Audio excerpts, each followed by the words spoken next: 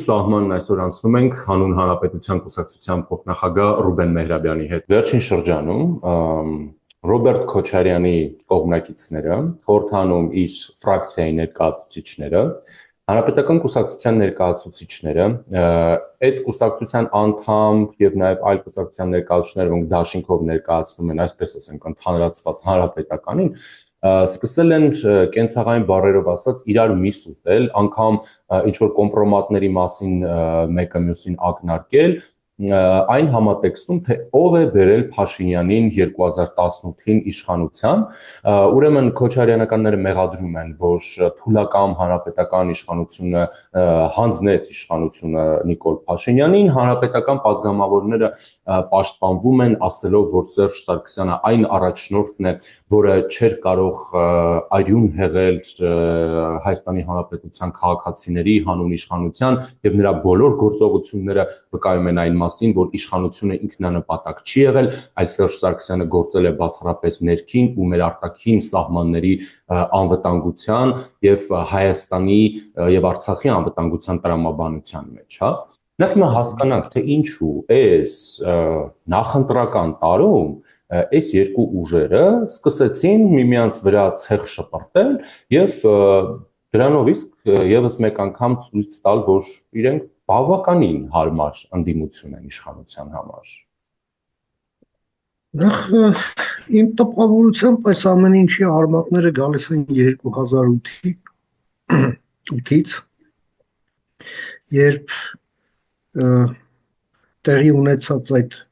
հանցագործությունը, որը տեղի ունեցավ Ռոբերտ Քոչարյանի անփառունակ կառավարման վերջում, բայց դրանով իսկ նաև անփառունակ ձևով սկզբնավորեց Սերժ Սարգսյանի իշխանությունը։ Ըստ էության այդ արյունը ուղղակի քսելով նաև իր իշխանության վրա։ Իր դա չի ներում։ Այո, դա կարող է անցնել ինչ-որ լատենտ փուլ, բայց ինչ-ինչ հանգամանքների բերումով, որը առանձնապես էական էլ չեն, թե ինչ հանգամանքներ, բայց դուրս են գալիս ջրի երես։ Իսկ ինչ վերաբերվում է այդ երկու թիմերի այդ գզվռտոցին, ես երկու թիմերին էլ երկրպագում եմ եւ երկուսին էլ հաղթանակ եմ մաղթում միմյանց նկատմամբ, բարի երդ երկու այսպես թիմերին ավելացնելու բան չունեմ այստեղ։ Բացի դրանից էլ այո կան նաև շահեր, դա ինչ ասեմ, մեկը իրենց մոտ նաև տարբեր հեռախոսահամարներից են Մոսկվայից զանգում, դա էլ ոնց որ Այն 12 աթոռի մեջ, չէ, ոնց էր, չէ, այդ կոնկուրենտ ֆիրմա է, էլի, մյուսն էլ, էլի, այդ նույն աթոռի հետևից վազելով, այո, կարող են իրար նաև քացով խփել։ Իսկ ինչու առաջացավ անհրաժեշտություն, որ վարչապետը արձագանքի այդ խոսակցություններին, նրանց անվանի Սա արդեն այլ հարց է։ Այստեղ ես ուղղակի կապ եմ տեսնում այդ նախընտրական կոնյունկտուրայի հետ, դա պայմանավորված է Գյումրիում եւ Փառաքարում այդ համայնքների ավագանի ընտրությունների հետ եւ այո քաղաքացիական պայմանագիրը եւ նրա առաջնորդը այո ըստ այդմ դիրքավորվում են կամ փորձում են դիրքավորվել իրենց տեսակետից շահեկան դիրքերից, ինչը ես կարծում եմ ճիշտ դիրքորոշում չէ։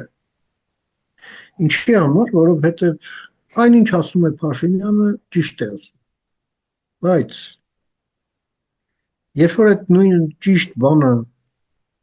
որ ասում ես, որը հետևանք է ենթադրում, բայց այդ հետևանքը չկա 7 տարի շարունակ եւ հետո նույն բանն ասում ես 7 տարի անց, առաջի անգամ ասելուց հետո, ժամանակ հարցեր են առաջանում։ Եվ այդ հարցերը տրվում են եւ տրվելու են։ Ի վերջո, դու նրանց անվանում ես ուզուրպատոր։ հա, իշխանության բռնազավթող, բացեք քրեական օրենսգիրքը, դա հանցագործություն է։ Դու նրանց անվանում ես ընտրակեղծարար։ Մի հատ էլ բացեք քրեական օրենսգիրքը, դա եւս հանցագործություն է։ Դրա համար շատ կոնկրետ պատժաչափեր են հասնում։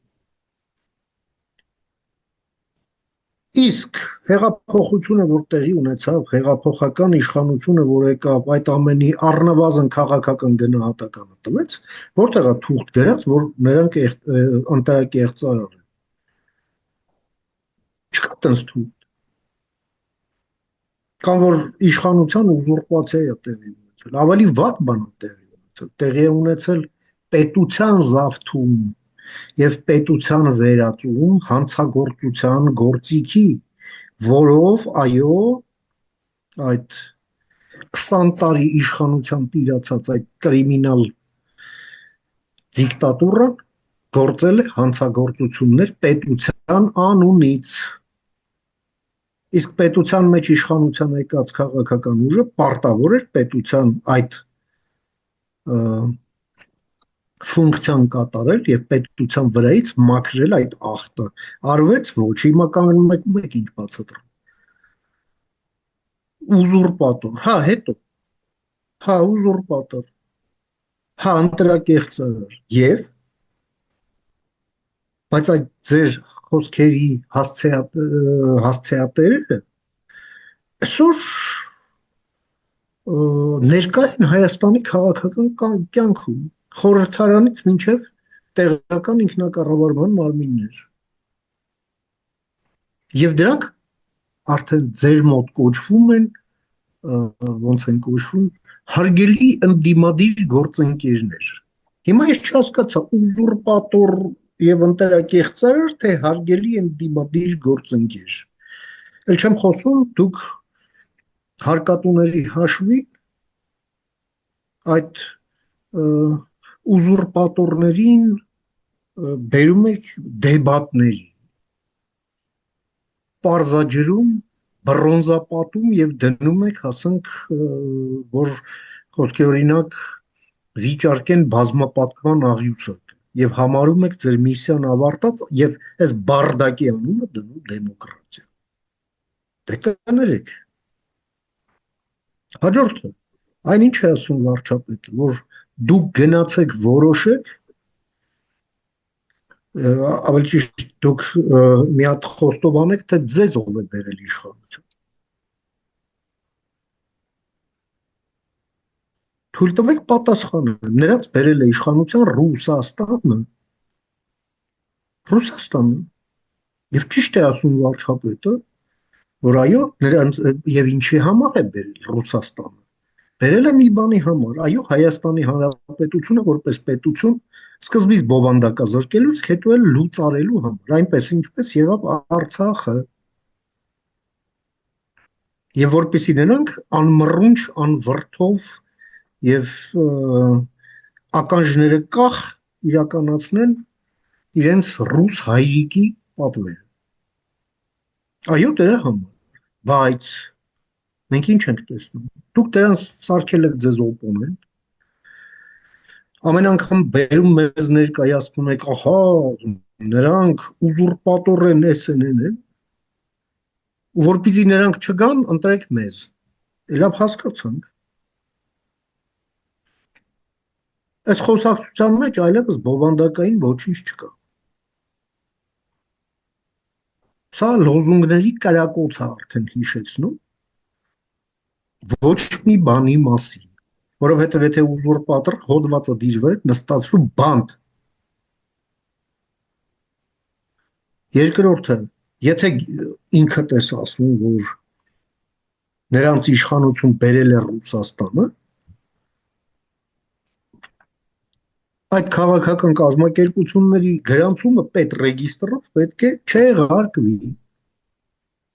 Օրենքն է պակասում, սարքեք այդ օրենքը, բա քաղաքական մեծամասնություն եք, մեռանք ասելով։ Ռումինիայում ոնց են կիրառում այդ օրենքը, չէ՞։ Այնտեղ կա մի ռուսասեր թերմացք, որին հանեցին սկզբից իբր հաղթեց ընտրություններին Սկզբից չեղարկեցին ընտրությունները, իսկ հետո մի հատ նորից ուզեց մասնակցել, հանեցին ընտրություններից, դեռ ընտրությունները չսկսված։ Իրենք հարց են լուծում։ Նայած չի, որ ռումինացիները չէին կարող, ասենք, իրեն բերեին հարկատուների հաշվին դեբատների, հա, ռուսական թերմացքին կոչեին մեր հարգելի ընդդիմադիր գործընկեր։ Չէ, վզից բռնեցին եւ շպրտեցին դուրս։ Հիմա եկել եք մեզի չեք բացատրում, այդ մենք գիտենք։ Այո, ուզուրպատոր, այո, ընտրակեղծարար, այո, երկիրը ռուսական սապոգի տակ դնող։ Գիտենք։ Ուրիշ այսօր էլ մի ինչ-որ կարմրադրոշ ոհմակ էլ կոչ է անում Ռուսաստանի հետ վերականգնել ռազմաքաղաքական դաշինք։ Ու դա դեռ գոյություն ունի։ Հասկանում եք։ Նա եկել եմ ասում, ում ինչ եք ուզում բացատրեք։ Եվ ինչի համար, որ մենք ինչ անենք ըստ այդմ։ Ինչու եք թույլ տալիս, որ քաղաքական դաշտը ապականեն այլ պետության շահեր սպասարկողներ։ Ու հետո մեզ բացատրեք, որ իրանք ահա այդքան վատն են։ Չհասկացա։